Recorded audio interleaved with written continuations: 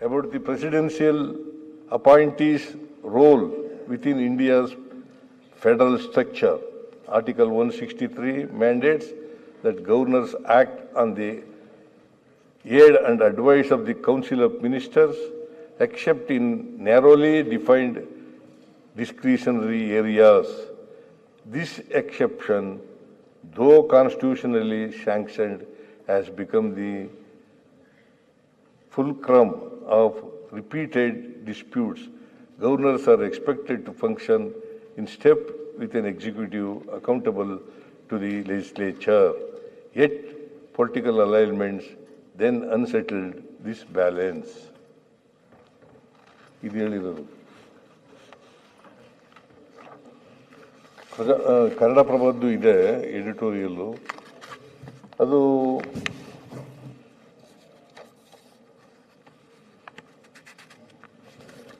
ಇವರು ಯಾರು ಕೂಡ ರಾಜ್ಯಪಾಲರ ಭಾಷಣದಲ್ಲಿ prepared by the government cabinet ಅಸಂವಿಧಾನಿಕವಾದಂಥ ಪದಗಳಿಲ್ಲ ಅಂತ ಹೇಳಿಲ್ಲ, ಪದಗಳಿದ್ದಾವೆ ಅಂತ ಹೇಳಿಲ್ಲ. ಅಸಂವಿಧಾನಿಕವಾದಂಥ ಪದಗಳು ಈ ಭಾಷಣದಲ್ಲಿದ್ದಾವೆ ಅಂತ ಹೇಳಿಲ್ಲ.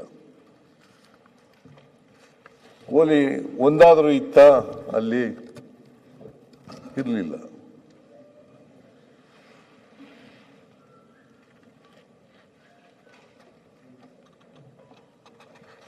ನಾವು ಕೇಂದ್ರ ಸರ್ಕಾರದಿಂದ ಬರಬೇಕಾದಂಥ ಹಣ ಏನು, ಅದಕ್ಕೆ ಸಂಬಂಧಪಟ್ಟಂತೆ ವಿಚಾರಗಳನ್ನು ಪ್ರಸ್ತಾಪ ಮಾಡಿದ್ದೆ. ಅದನ್ನು ಬಿಟ್ಟರೆ ಬೇರೆ ಏನೂ ಹೇಳಿರಲಿಲ್ಲ. ಆಮೇಲೆ ಕೇಂದ್ರ ಸರ್ಕಾರಕ್ಕೆ ರಾಜ್ಯಕ್ಕೆ ಅನುದಾನ ಹಂಚಿಕೆಯಲ್ಲಿ ನ್ಯಾಯ ಸಿಕ್ಕಿಲ್ಲ ಅಂತ ಹೇಳಿದ್ದು. Is it not A fact? ಈಗ ಕೇಂದ್ರ ಸರ್ಕಾರ 23-24ರಲ್ಲಿ ಬಜೆಟ್ನಲ್ಲಿ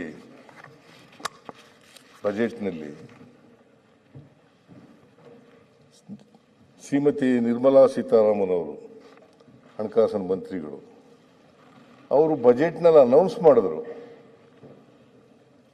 ಅಪ್ಪರ್ ಭದ್ರಾಕ್ಕೆ 5,300 ಕೋಟಿ ಕೊಡ್ತೀವಿ ಅಂತ ಹೇಳಿದ್ರು. Is it not A fact? It's A fact. ಇದನ್ನು ಹೇಳಿದ್ರೆ ಇದು ಓದಬಾರದು ಅಂತ ಇದೆಯಾ? ಇದು ಅನ್ಕಾನ್ಸ್ಟಿಟ್ಯೂಷನ್ ಅಲ್ಲ. ಇವತ್ತಿನವರೆಗೆ ನಮಗೆ ₹1 ಬಂದಿಲ್ಲ.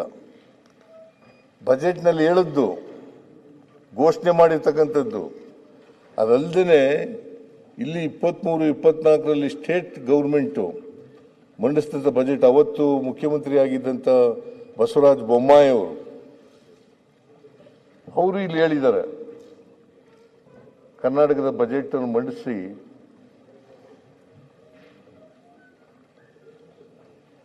ಕರ್ನಾಟಕದ ಬಜೆಟನ್ನು ಮಂಡಿಸಿ ಬಜೆಟ್ನಲ್ಲಿ ಹೇಳಿದ್ದಾರೆ 5,300 ಕೋಟಿ ರೂಪಾಯಿ ಕೊಡ್ತೀವಿ ಅಂತ ಕೇಂದ್ರ ಸರ್ಕಾರ ಹೇಳಿದೆ.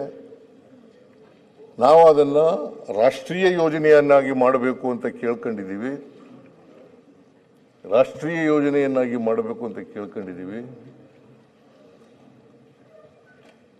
ಮೋಸ್ಟ್ ಲೈಕ್ಲಿ ಕೇಂದ್ರ ಸರ್ಕಾರ ಒಪ್ಕೋಬಹುದು ಅಂತ ಹೇಳಿದ್ದಾರೆ.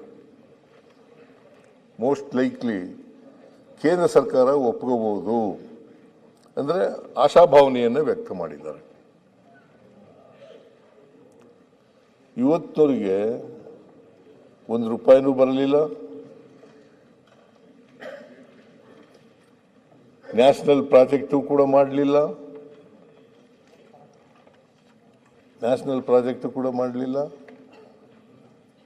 ದುಡ್ಡು ಬರಲಿಲ್ಲ. ಇದನ್ನು ಹೇಳಿದ್ರೆ ನಾವು ಕೇಂದ್ರ ಸರ್ಕಾರದ ವಿರುದ್ಧ ಮಾತಾಡೋದು. ನಾವು ಕೇಂದ್ರ ಸರ್ಕಾರ ಮಾಡಿರ್ತಕ್ಕಂಥ ಅನ್ಯಾಯವನ್ನು ಅಷ್ಟೇ ಹೇಳಿದ್ದೀವಿ. ಕೊಡ್ತೀವಿ ಅಂದಿದ್ರು, ಕೊಟ್ಟಿಲ್ಲ. Is it not A fact? ರಾಜ್ಯಪಾಲರ ಮೂಲಕ ಅವರ ಬಾಯಿ ಮೂಲಕ ಸುಳ್ಳು ಹೇಳಿಸ್ತಾ ಇದ್ದೀರಿ, ಇದು ಸುಳ್ಳ?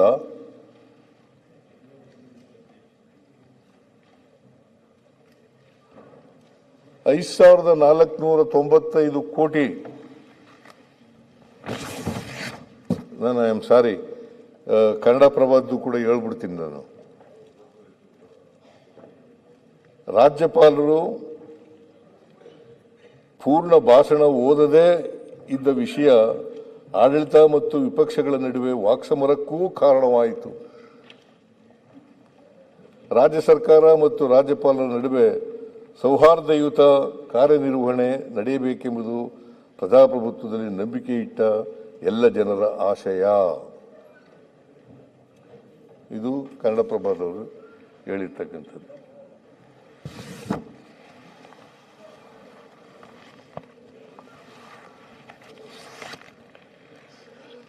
ಅದರಿಂದ ಮಾನ್ಯ ಅಧ್ಯಕ್ಷರೇ, ಈಗ 5,495 ನಮಗೆ 15ನೇ ಹಣಕಾಸಿನ ಆಯೋಗ ಸ್ಪೆಷಲ್ ಗ್ರಾಂಟ್ಸ್ ಅಂತ ಕೊಟ್ಟಿದ್ರು. 5,495 ಕೋಟಿ. ಆಮೇಲೆ ಪೆರಿಫೆರಲ್ ರಿಂಗ್ ರೋಡ್ಗೆ 3,000 ಕೋಟಿ, 3,000 ಕೋಟಿ. ಬೆಂಗಳೂರು ನಗರದಲ್ಲಿ ಕೆರೆಗಳ ಅಭಿವೃದ್ಧಿಗೆ 3,000 ಕೋಟಿ. ಒಟ್ಟು 11,495 ಕೋಟಿ. 15th ಫೈನಾನ್ಸ್ ಕಮಿಷನ್ನಲ್ಲಿ ನಮಗೆ ಕೊಡ್ತೀವಿ ಅಂತ ಹೇಳಿದ್ದು ಬರಲಿಲ್ಲ. ರಾಯರೆಡ್ಡಿ ಯಾವ್ಯಾವುದು ಸ್ಟೇಟ್ಗಳು, ಯಾವ್ಯಾವ ಸ್ಟೇಟ್ಗಳು? ಕರ್ನಾಟಕ, ತೆಲಂಗಾಣ ಅಂಡ್ ತ್ರಿಪುರಾ, 3 ರಾಜ್ಯಗಳಿಗೆ. ಮಾಡಿ ವಿನಂತಿ ಅಂದ್ರೆ ಸತ್ಯ ಪೂರ್ತಿ ನೀವು ಈಗ ಶುರುವಾತಿಗೆ ಏನ್ ಮಾಡಿದ್ರಿ, ಶುರುವಾತಿಗೆ ಏನ್ ಹೇಳಿದ್ರಿ? ಅಸತ್ಯದ ವಿರುದ್ಧ ಸತ್ಯ ಸುಳ್ಳು ಸೋತು ಬಿಡ್ತಿದ್ರು ಒಂದೊಂದು ಟೈಮ್ ಅಂತ. ನೀವು ಇವತ್ತಿದೇನು 15th ಫೈನಾನ್ಸ್ ಕಮಿಷನ್ ಬಗ್ಗೆ ಏನು ಹೇಳ್ತಾ ಇದ್ದೀರಾ ಅದನ್ನ ನೀವು ಪ್ರೂವ್ ಮಾಡಕ್ ಹೋಗ್ತಿದ್ದೀರಾ. ಅಸತ್ಯದ ವಿರುದ್ಧ ಸತ್ಯ ಸುಳ್ಳಾಗುತ್ತೆ. 15th ಫೈನಾನ್ಸ್ ಕಮಿಷನ್ ಪೂರ್ತಿ ವಿಷಯ ಈಗ ನೀವು ಮಾತಾಡುವಾಗ, ಅಶೋಕ ಮಾತಾಡುವಾಗ ಎದ್ದಿದ್ದ ನಾನು. ಇಲ್ಲ ಸರ್, ಈಗ ಇವತ್ತು ಅಶೋಕರ ಧ್ವನಿ ಹೋಗಿದೆ, ಹಾಗಾಗಿ ಅವ್ರ ಪರವಾಗಿ ನಾನು ಇವತ್ತು ಆಯ್ತಪ್ಪ.